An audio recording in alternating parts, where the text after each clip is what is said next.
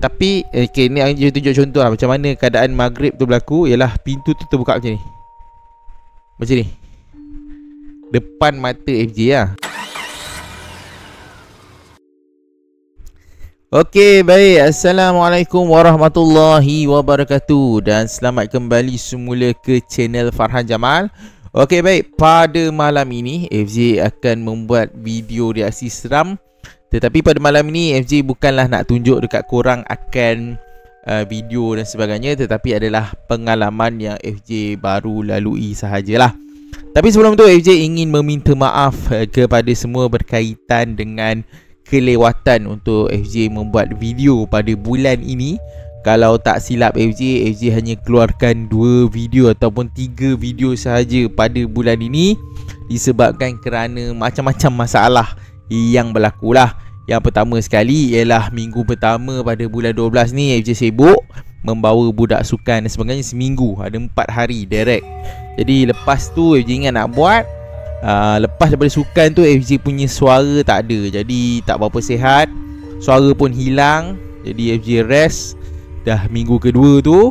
Kemudian minggu ketiga FJ nak buat pada minggu inilah lebih kurang. Lepas tu ada kenduri kahwin dekat Kelantan, adik FJ kahwin. Jadi tak sempat untuk FJ membuat video lah dalam 3 minggu ini.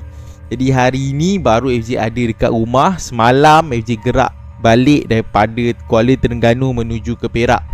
Hari ini baru free, FJ ada dekat rumah. Jadi itulah pengalaman FJ sewaktu cuti hari itu, iaitu sewaktu FJ bercuti dekat Kuala Terengganu. Okey, FJ duduk dekat homestay dekat Kuala Terengganu. Lepas tu majlis adik FJ tu dia buat dekat Pacuk Kelantan. Dan alhamdulillah lah, kami buat majlis kahwin dan sebagainya lancar. Lepas FJ balik semalam, barulah orang kata banjir besar berlaku lah dekat kawasan sekitar Terengganu, Pahang dan juga Kelantan. Okay, FJ bukan nak cerita tu sebenarnya. FJ nak cerita pengalaman FJ sewaktu balik ke Kuala Terengganu. Okay, FJ balik pada minggu lepas, hari Rabu minggu lepas sehingga semalam, lebih kurang 6 hari macam tu. Rabu, Khamis, Jumaat, Sabtu, Ahad, Isnin. Okay, lebih kurang 6 hari lah. Jadi sewaktu sampai, okay, FJ ceritakan secara mudah sajalah cerita ni. FJ duduk dekat kawasan homestay mertua FJ. Sebab kami nak duduk lama, jadi nak berjimat, kami duduk dekat homestay mertua FJ lah. Dan homestay mertua FJ ni dia dah lama tak ada orang masuk kan. Dah lama tak ada orang masuk. Kalau tak silap beberapa bulan yang lepas. Jadi disebabkan itu FJ macam sekarang ni FJ ada baby kan. So bergerak masuk ke dalam rumah itu.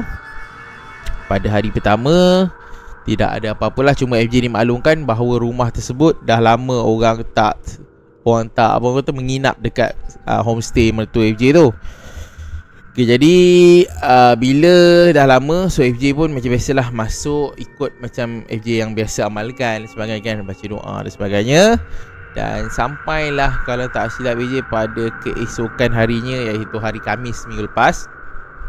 Okey, dekat sebelah rumah homestay tu ada orang kata waris belah isteri lah. Kalau tak silap sepupu dia, okey. So sepupu dia ada datang rumah dekat sebelah homestay tu. Dekat datang rumah homestay yang FJ duduk tu lah. So bila dia datang, dia tengok baby FJ pun semua tengok dalam keadaan rumah dan sebagainya. Dia tanya soalan, iaitu dia tanya anak tak menangis ke, anak FJ yang baby ni sekarang 5 bulan kan. Anak tak menangis ke? So dia cakap tak menangis je, okey je, kenapa kan. Lepas tu dia macam tak puas hati dengan jawapan yang diberikan. Dia tanya balik kepada isteri FJ banyak kali lah, lebih kurang 2-3 kali. Anak tak menangis ke malam semalam kan. Sebab malam yang FJ sampai tu pun, kalau tak silap maghrib macam tu kan. Lepas tu kami keluar dan sebagainya. Lepas tu balik pun lebih kurang 12 malam macam tu kan. Lepas tu dia tanya pada isteri FJ, ada tak baby FJ tu menangis pada waktu malam. So isteri pun cakap mana ada, kami duduk elok je apa semua, memang tak ada apa-apa gangguan ke memang tak ada lah. So di situ timbul persoalan lah, apa yang sebenarnya yang dimaksudkan dengan pertanyaan tersebut. FJ pun tertanya, kalau dia tak kisah, dia tak bersungguh tanya kan, kenapa baby tak menangis dan sebagainya, tapi dia bersungguh. Jadi isteri FJ minta ceritakanlah hal yang sebenar, kod-kod ada benda yang kami tak tahu dan sebagainya. Jadi dia ceritakan bahawa sebenarnya dia tak beritahu pun benda ni kepada keluarga isteri FJ ke apa, dia tak beritahu. Cumanya bila dah tanya macam tu kan, dia pun akuilah bahawa rumah homestay mertua yang FJ duduk tinggal dengan isteri ni, dia kata untuk yang dah berapa kali lah, berapa keluarga yang bila mana diorang dah nak stay dekat homestay tu tapi batalkan ataupun cancel lah. Ada juga yang bila dah sampai tu dia bawa anak dan sebagainya, lepas tu anak dia menangis tengah malam. So tengah malam tu juga keluar, dan benda ni tak diberitahu oleh kepada mertua FJ lah. So keadaan dia macam tu, maksudnya kemungkinan ada gangguan lah. Kemudian yang sepupu isteri FJ ni pun dia kata bahawa macam pernah lah nampak beberapa kali lah macam kelibat kan dekat atas bumbung dan sebagainya. FJ tak pasti dia nampak kelibat ke atau dia nampak sungguh ke, tapi tak pasti. Dia kata kalau tak silap berada di dalam rumah dan juga di atas bumbung. So kau bayangkan bila dicerita macam tu kan, FJ waktu tu dah turun barang apa semua lah. Dia cerita dalam keadaan rumah yang macam tu. So dengan FJ ada baby kecil, so apa reaction FJ terhadap cerita yang disampaikan itu ialah FJ stay dekat rumah tersebut. Sebab bagi FJ macam ni lah, kalau rumah tu manusia buat, so manusia nak duduk. Kalau ada hantu kepala bana ke apa ke, jangan ganggu lah. Kalau dia ganggu FJ, mungkin dia akan terima akibat dan sebagainya lah. Macam tu lah keadaan ni kan. So bila dia dah cerita tu pada hari waktu tu hari Khamis, hari kedua, so FJ waktu tu dah bersedia untuk menghadapi sebarang kemungkinan lah. Dan pada hari Khamis tu, kalau tak silap FJ, hari Khamis tu FJ pergi bergerak ke Bacok untuk pernikahan adik FJ pada waktu malam. So bila dah habis majlis kat Bacok apa semua, kat Bacok Kelantan tu, nak balik semula ke Kuala Terengganu, dia 2 jam perjalanan So FJ gerak dah lebih kurang 10.30 daripada Bacok menuju ke Kuala Terengganu. So expectation sampai dalam pukul 12.30 malam macam tu, ataupun dekat pukul 1. So bayangkan waktu tu sepupu isteri FJ dia dah cerita macam tu lah, dia dedah kan. So waktu Khamis malam Jumaat tu, FJ memang tak ada option, memang akan sampai dekat rumah homestay tersebut pada pukul 12.30 macam tu lah. FJ tengok maps waktu tu. So kita orang gerak je lah. FJ pun macam FJ kan, FJ tawakal dan bersedia untuk apa-apa kemungkinan lah. Jadi bila memang FJ memang penat barai lah, daripada mula-mula daripada Kuala Terengganu pergi Bacok, lepas majlis pernikahan apa semua, terus shoot balik ke Kuala Terengganu kan. So drive tu memang dah penat dan mengantuk. Jadi sampailah dekat Kuala Terengganu, dekat homestay. Dan FJ pun memang FJ cakap korang dah satu malam Jumaat, Khamis malam Jumaat. Satu lagi kisah yang disampaikan tu adalah waktu siang, waktu hari Khamis tu. Jadi FJ bersedia. Sebelum turun semua, FJ kalau FJ dah bersedia, FJ baca ayat kursi semualah, ayat pendinding dan sebagainya. Habiskan. Dalam perjalanan balik daripada Bacok ke Kuala Terengganu pun FJ baca ayat, amalan dan sebagainya. So sampailah dekat rumah tersebut pada pukul 12.45 kalau tak silap FJ. FJ buka pagar apa semua, buka apa semua kan, buka pintu. So bila buka pintu tu cakaplah Assalamualaikum wa ala ibadillahi solihin, salamun ala Sulaiman fil alamin. Kalau ada makhluk umur subian ke apa ke di dalam rumah ni, sila keluar, jangan ganggu keluarga aku. FJ selalu buat macam itulah, amalan biasa lah kan.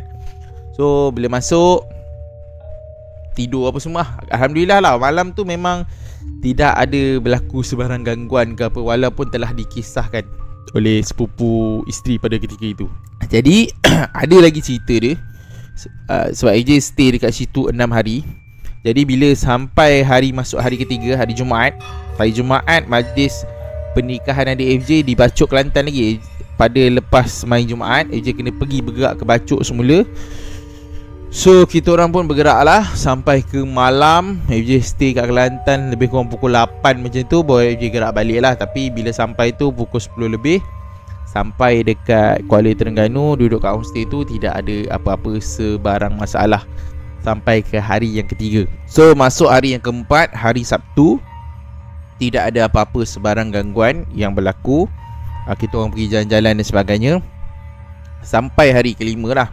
Waktu tu AJ macam fikir balik lah apa yang dikisahkan oleh sepupu isteri AJ macam alah biasa je, macam mana boleh kata gangguan dan sebagainya. Sebab kami tak terima sebarang gangguan, dan anak FJ pun tidak menunjukkan reaksi yang tidak bagus lah kan. Sampai hari yang kelima, iaitu hari Ahad kalau tak silap FJ. Okay, pada waktu petang tu, isteri FJ dia pergi rumah makcik dia pada pukul 6.30 kalau tak silap, ataupun pukul 6 macam tu lah. So FJ ingat dia akan balik pada pukul 7 macam tu. Jadi FJ pun kata tak apalah, dia nak rest sebab dah penat memandu sebagainya, dah berhari-hari memandu. So FJ duduk kat rumah. Waktu tu FJ main game Mobile Legend lah. Jadi pada waktu maghrib tu, FJ tengok isteri FJ dia tak balik lagi lah. FJ rasa dia akan stay sampai pukul 8 dekat rumah makcik dia. Jadi FJ hanya seorang diri saja di kawasan homestay tu. Waktu tu pun terfikir dalam kepala kan, kalau betul lah gangguan itu ada, mungkin AJ kena ganggu lah. AJ selalu macam tu, orang kata membayangkan keadaan macam tu. Jadi dah lah maghrib, kalau tak silap AJ pukul 7.30. FJ waktu tu rasa nak buang air kecil kat tandas. Jadi FJ pun masuk salah satu bilik air yang ada, kemudian melepaskan hajat lah. Selepas melepaskan hajat tu, FJ keluar daripada bilik air. Apa yang berlaku ialah pintu bilik air tu, FJ keluar, memang benda ni berlaku real depan mata. Dia bergerak tau. Dia bergerak, tutup buka dengan keadaan yang laju. Okay, dia kalau angin, FJ tak rasa keadaan pintu tu macam tu. Kalau angin, kebiasaannya pengalaman FJ, dia akan slow-slow. Dia akan buka, tutup, slow-slow macam tu. Tapi okay, ni dia tunjuk contoh lah macam mana keadaan maghrib tu berlaku. Ialah pintu tu terbuka macam ni, macam ni, depan mata FJ lah. So FJ waktu tu fikir dah orang sepupu isteri je kata memang ada gangguan dan sebagainya, ramai orang lari malam disebabkan gangguan dan sebagainya. So FJ fikir hantu ke ni kan, waktu tu macam lepas buang kecil. Jadi FJ pun waktu tu bila jadi macam tu, kita tak rasa takut sebab kita mungkin dah bersedia. Kita dah bersedia, kita dah tahu kalau kena ganggu pun FJ memang tak heran lah, sebab orang dah ceritakan dalam rumah tu kan. So FJ pun kan pintu tu ada penarik dia, FJ tarik, sentap pintu tu, bagi rapat. Lepas tu FJ kunci. FJ tak kunci pada asalnya, FJ biar, FJ tarik rapat ke pintu, dan FJ nak tengok adakah pintu ini terbuka. So FJ tutup tu, FJ terus tengok kan, kalau betul ni gangguan, kau buat tengok. Waktu tu FJ macam mencabar lah. Tapi dalam hati lah, FJ biasanya kalau FJ mencabar ni, FJ mencabar dalam hati. Kemudian FJ tengok, dia tak terbuka, tak apa. Dia macam statik lah, macam pintu tu tak bergerak lah. So baru FJ selak pintu tersebut. Jadi kejadian yang berlaku pada rumah tersebut yang bagi FJ lah, yang misterinya ialah pintu itu. Bukannya sebab anak FJ nangis ke apa. Alhamdulillah ni anak FJ dia tak menangis. Tapi apa yang berlaku ialah pada waktu maghrib, pintu tu bergerak sendiri. Okay, mungkin dia nak tengok kot FJ. Sebab waktu tu FJ memang seorang. Sampai pukul 8 macam tu, 8.5 minit je, baru isteri FJ dia balik semula ke rumah lah. Sebab rumah makcik dia selang beberapa rumah daripada homestay tersebut. Jadi dia pergi jalan kaki saja dengan anak FJ yang sulung. Jadi tinggallah FJ saja. Jadi itu adalah pengalaman yang bagi pandangan FJ lah. FJ terpaksa cerita panjang dekat korang ni. Okay, FJ nak cerita kat korang bahawa bagi diri FJ lah, FJ tak sure kepada orang lain. Kalau ada katakanlah macam hotel ke, apa benda ke yang melibatkan gangguan-gangguan macam ni, FJ macam tak berapa kisah sangat. Dan FJ memang tak akan bagi can lah kalau betul-betul berlaku gangguan dan sebagainya.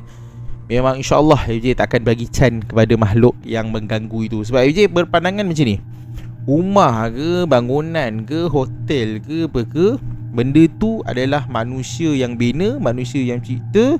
Dan contoh kalau homestay sebagainya, kita bayar end up kenapa kita nak kena keluar pula sedangkan ada makhluk macam tu? Kita sepatutnya halau dia. Sebab kita ni manusia, kita superior. Kita bukannya kaleng-kaleng punya makhluk tau. Kita memang dicipta Tuhan, memang jadi khalifah kat muka bumi. Walaupun ada makhluk lain, tapi sebenarnya kita tak payah takut lah kepada benda-benda macam ni. Dan insyaAllah bila kita tak ada perasaan takut tu, benda-benda macam ni pun dia agak sukar lah nak mengganggu kita. Mungkin dia pun takut nak ganggu kita. Takut-takut benda ni akan memberi kesan kepada diri dia lah.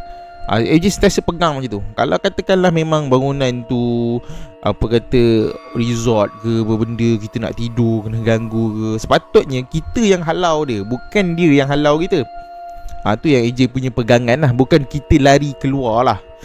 Sebab kita manusia, kita memang superior punya. Al-Quran turun kat kita, Nabi dan sebagainya, ketua jin Nabi Sulaiman dan sebagainya. Kita manusia, kita keturunan yang terbaik untuk duduk di bumi ni. Kenapa kita nak perlu lari dengan benda-benda macam tu? Itu AJ pegang lah. Kalau korang terima, tak terima itu terpulang kan. So memang macam tu lah. Kalau ada pun gangguan, kita hadap je lah. Kita halau dia. Kalau AJ, kalau kes macam memanaskan hati dan sebagainya, kalau kita pergi penat kan, tiba-tiba kena ganggu sebagainya, memang AJ akan ludah lah terus. Kalau ada makhluk tersebut lah, memang ada, FJ akan ludah. AJ ikut tips yang dimana kalau kita bermimpi buruk pada malam hari, Nabi ajar kita ludah ke kiri 3 kali supaya benda tu tak terjadi kan. Dan kita ludah benda tu kalau ada. Ini FJ punya pandangan atau pendapat lah. Jadi tak sesuai dengan semua orang. Tapi kalau korang ada cara lain dan sebagainya, macam FJ takkan kompromi. FJ takkan deal kepada jin tu minta cara baik ke apa ke. FJ memang tak ada. Dulu mungkin, tapi sekarang memang tidak. Kalau ada yang ganggu, FJ akan terus ambil tindakan terus lah. Maksudnya kita akan halau dia. Kita pun tahu ayat-ayat Quran dan sebagainya kan. Kita baca je lah. Apa nak ditakut kan. Ada kata dia muncul ke benda ke, kita lempang ke, kalau boleh kita try tengok. Sebab FJ, pengalaman FJ memang untuk merakam benda-benda seram ni memang FJ tak jumpa dan sebagainya lah. Kalau ada benda sebenarnya FJ pun tak ada cari pasal ke apa kan. Cuma kita pergi tu, kalau katakan memang kau entiti yang mengganggu, macam FJ selalu pergi jalan seram. Kalau kau memang entiti yang kata sakti ke apa benda, kau keluar lah, kami datang ni. Kalau orang lain mungkin dia ganggu dan sebagainya. FJ kadang-kadang geram yang cerita-cerita seram dekat jalan seram ni, bila orang yang kena ganggu itu adalah ada bawa anak kecil dan sebagainya lah. Anak kecil menangis, lepas tu macam-macam lah perkara yang berlaku kan. So bila FJ pergi ke jalan-jalan tersebut dan sebagainya, FJ nak membuktikan lah kepada manusia bahawa benda-benda ni dia tak boleh nak lawan manusia pun. Hakikat dia begitulah. Level dia orang kata sekuat mana pun, dia takkan mampu untuk lawan kita manusia ni yang Allah cipta yang terbaik. Okay, so itu sajalah pandangan AJ ataupun cerita FJ pada malam ini. Mungkin agak panjang. Kemudian next episode FJ akan cerita pengalaman FJ melalui jalan daripada Kuala Terengganu. Kami lalu Tasik Kenyir, lepas tu FJ lalu Felda Aring. Tapi FJ lalu pada waktu siang lah. Jadi sebelum ni FJ memang tak pernah lalu jalan tersebut. Jalan Felda Aring ni memang antara FJ nak try lalu. Tapi FJ dah lalu, FJ ada pengalaman lalu waktu siang, apa benda yang FJ nampak dan sebagainya. Lepas tu FJ lalu daripada Gua Musang, lalu mengikut lodging menuju ke Cameron Highland. Jalan tersebut pun memang agak terpencil lah. So FJ akan cerita pengalaman FJ sedikit di jalan tersebut, di mana FJ rasa agak mencabar lah ketika melalui jalan tersebut lah. Memang hutan tebal ni. Nanti FJ akan ceritakan pada masa akan datang. Jadi video ini sampai di sini saja. Kalau korang ada pengalaman diganggu di rumah homestay ke, resort ke, hotel ke, apa benda ke, yang pengalaman korang bercuti, lepas tu diganggu, korang boleh komen dekat ruangan bawah. FJ nak tengok. Dan macam FJ cakap tadi, pandangan FJ terhadap perkara ini adalah di FJ lain. Mungkin orang lain cara metod dia lain. Sebab biasanya kalau melibatkan anak kecil dan sebagainya, dan mungkin kurang pengalaman, so dia ambil cara ialah beredar lah dari tempat tersebut. So tu pun salah satu cara sebenarnya. Tapi macam pandangan FJ, macam FJ cakap lah, kalau aku dah bayar tempat tu dan sebagainya, memang FJ takkan berganjak. Siapa yang ada kat situ memang FJ akan halau keluar lah. Sebab kita dah bayar, mengikut alam kita dan sebagainya, ada akad dan sebagainya, tiba-tiba kita pula nak kena keluar. Tu apa pasal kan? Tapi kalau bagi orang lain pun tak salah juga. Mungkin untuk mengelakkan kejadian-kejadian yang lebih teruk, lagi berlaku dekat rumah tersebut, gangguan dan sebagainya. Jadi dia ambil keputusan untuk beredar. Jadi video ini adalah sampai di sini saja. Jangan lupa like, share dan subscribe channel ni, dan nantikan video reaksi seram yang seterusnya. Okay, Assalamualaikum, selamat malam dan jumpa lagi, bye.